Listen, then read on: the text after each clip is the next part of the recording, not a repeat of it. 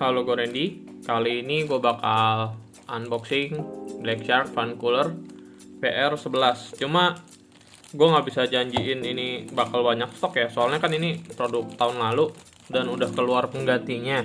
Nah, yang BR11 ini keluarnya barengan sama BR20. Ini yang Fan Cooler Pro, ini Fan Cooler biasa. Nah, kalau yang baru kan penggantinya ini yang biasanya. Ini istilahnya gaming cooler, bukan fan cooler lagi. Terus yang versi Pro-nya itu yang ini BR30BS. Jadi ini BR30BS, ini BR30RM, ini versi Pro-nya. Bedanya itu kalau yang versi Pro-nya dia bilah-bilah kipasnya lebih banyak.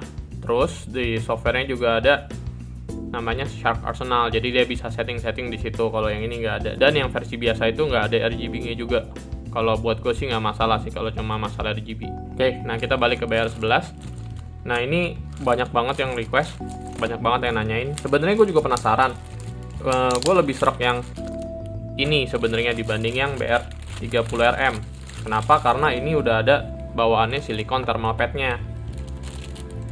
Kalau yang BR30RM itu dia kan plat besi, bukan yang pakai silikon. Nah, hasilnya kan kalian udah tahu sendiri tuh gimana. Nah, ini dia pakai silikon thermal pad bawaannya. Oke, ini masih segel. Gue belinya di Tokopedia. Oke, ini gue buka aja.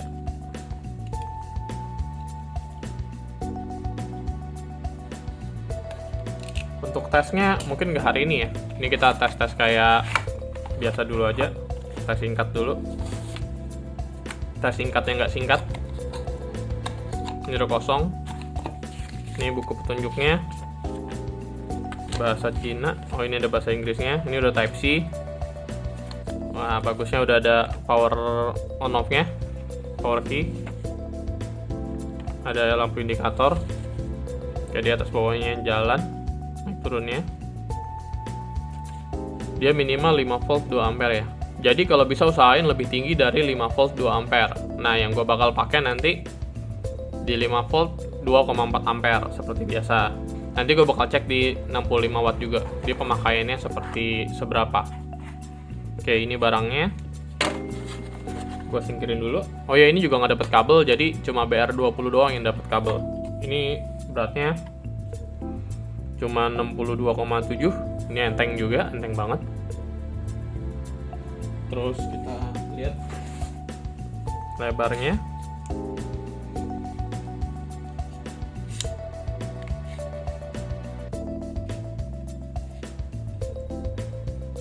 Di 52,52,5. Terus ini handphone terkecil.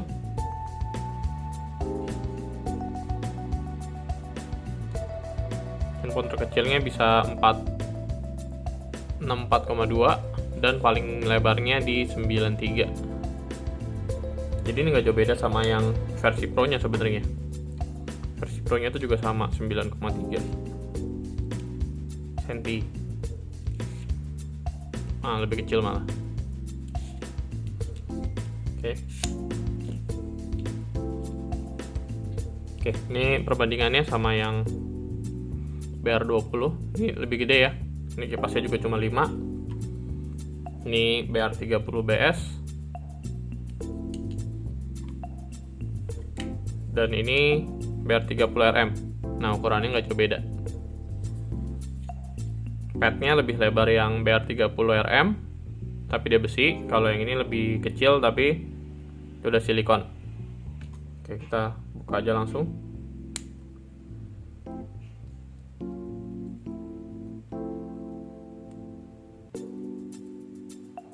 Nanti kita coba ini di Snapdragon 888 ya.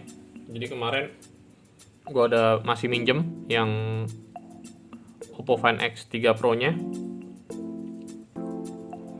Nah, ini kipasnya, bilah-bilah kipasnya ada 5. Ini ada lampu indikator.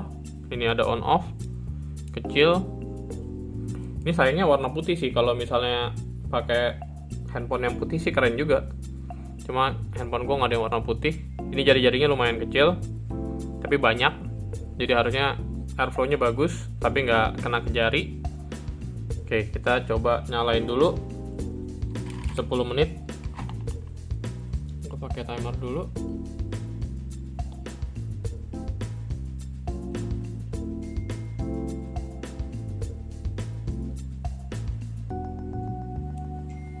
Nah, udah nyala timernya. Ini di 5 volt 2,4 ampere.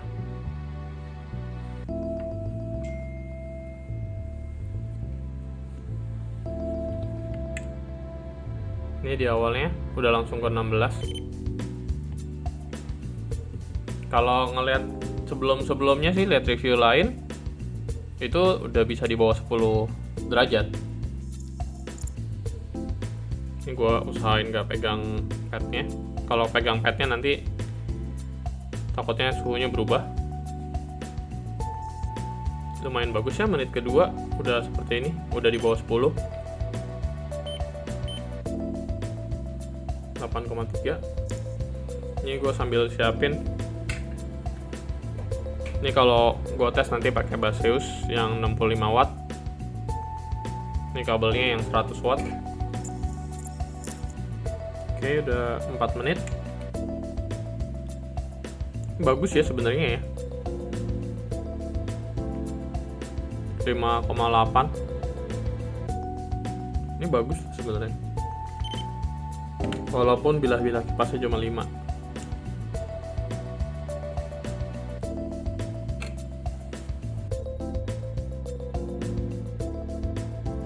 Kalau ngomongin suhu, ini kemungkinan lebih dingin daripada model 05. Tapi paddingnya dia lebih kecil kayaknya.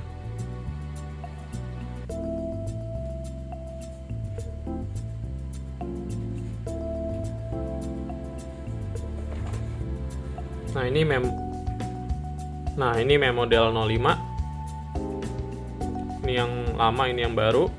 Dia paddingnya lebih lebar. Jadi kemungkinan lebih bagus juga. 65. Kita lihat paddingnya dong. 57. Kurang lebih sama ya.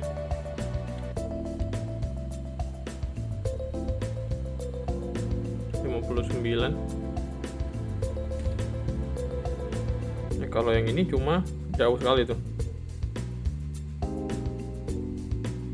Ini cuma 47.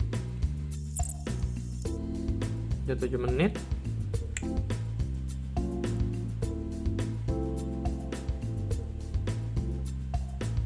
Minimal di 5,2. Ini oke banget. Moga-moga kalau misalnya kita bisa ngepasin, posisinya dipasin di HP-nya, itu harusnya bagus juga. Dipusatin di sumber panasnya yang penting kan. Oke, yang ini gua ademin dulu.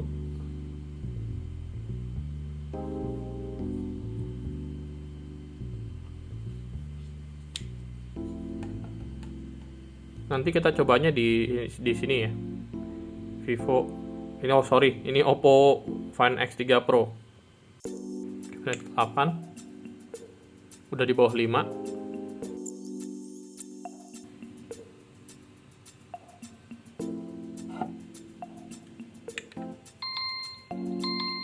Di 4,8 ya.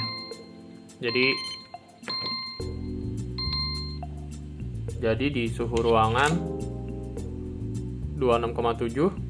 Kurang lebih ini suhunya 4,8. Nah ini gue pakai charger 65 watt dengan kabelnya maksimal tapi di 3 ampere, jadi maksimalnya di 60 watt.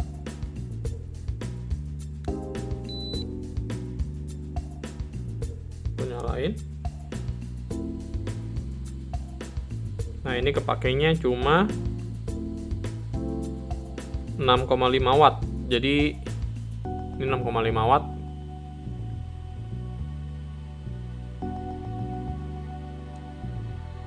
Jadi kepakainya paling 10 watt ya maksimal. Mentoknya juga.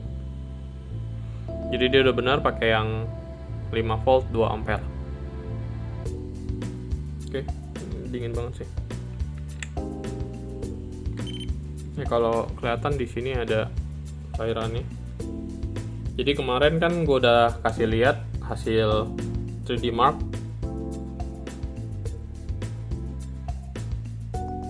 Jadi kemarin sempat segini, ini paling skor tertingginya pakai AC.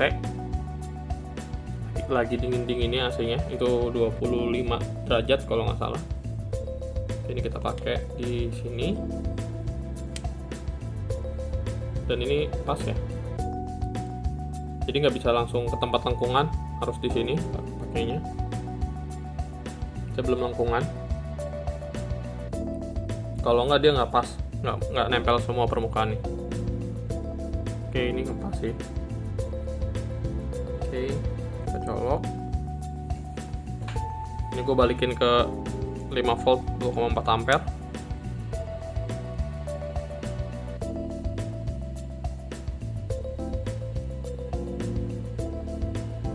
Oke. Hampir ke delete. Oke.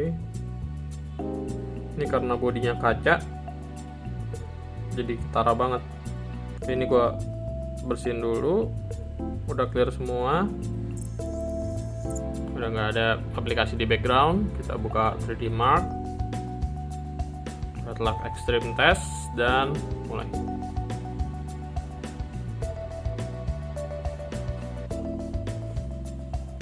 Ini suhu sebelum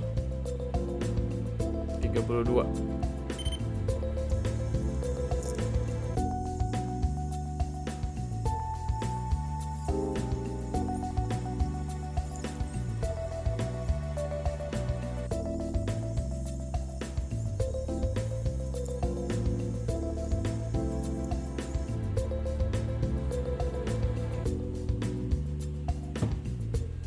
Ini panas banget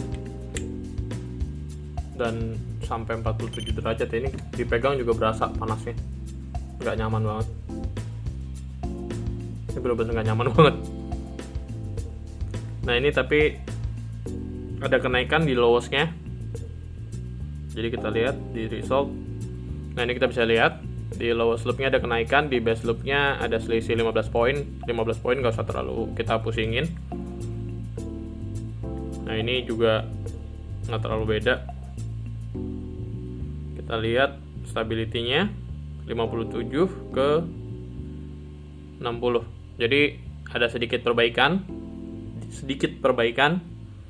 sedikit banget. Jadi kita tes di suhu ruangan yang 26 derajat Celcius juga masih seperti ini ya hasilnya ya. Jadi kurang terlalu efektif buat Oppo Find X3 Pro. Oke, karena gue penasaran, kita coba tes lagi di Poco F3.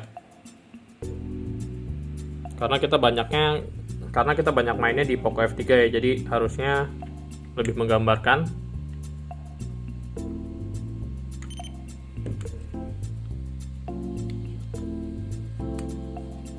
Nah ini ganggu. Kalau kita pakai di sini kena ini ya, kena tombol power ya. Ini kurang bagus buat Poco F3 ya. Jadi restart. Oke, ini gua akalin biar nggak kena on off-nya.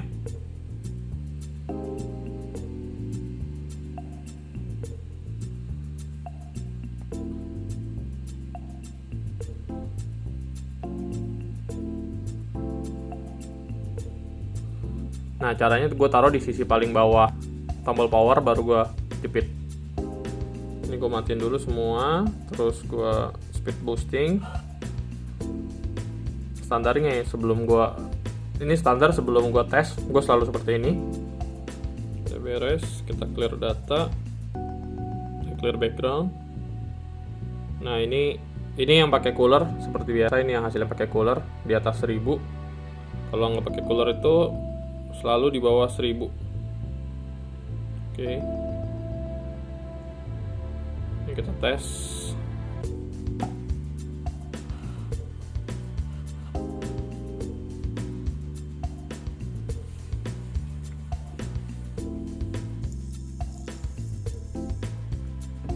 Gue cukup kaget ya sebenarnya ya. Walaupun udah 5 derajat tapi masih belum bisa dinginin Snapdragon 888. Apakah karena thermal pad-nya emang kecil?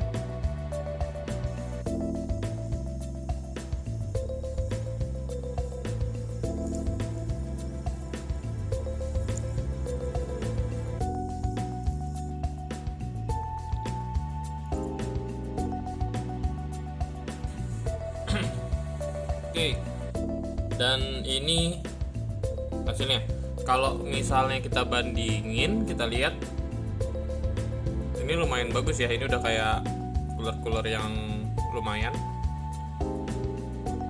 Standarnya Memo 05 sama Memo 06 sih, DL05 sama DL06. Ini FPS-nya 5-9, maksimal suhu di 36, suhu dalam, tapi di luarnya sampai 39 tadi ya. Di sini temperaturnya sampai 36, tapi di luarnya sampai 39. Oke, nah kita bandingin aja. Nah ini lumayan ya. Nah nilai ini kurang lebih sama kayak DL06, mungkin lebih bagus sedikit dari DL06. Tapi gimana kalau tes 60 kali loopnya, kita tes selama sejam, itu nanti di video selanjutnya aja ya, sekalian kita compare sama device lainnya. Nah untuk kesimpulan gue sekarang, ini barangnya lumayan banget, dinginnya bisa sampai 5,8 tadi ya kalau nggak salah, 5,8 derajat. Jadi gimana kesimpulan gue? Kalau menurut gue ini udah bagus banget. Di harga 250.000, 270 gue belinya. Tapi belum bisa ngalahin dua ini. Tapi dibanding kalian beli yang ini, mendingan cari yang ini. Jauh. Ini jauh banget hasilnya.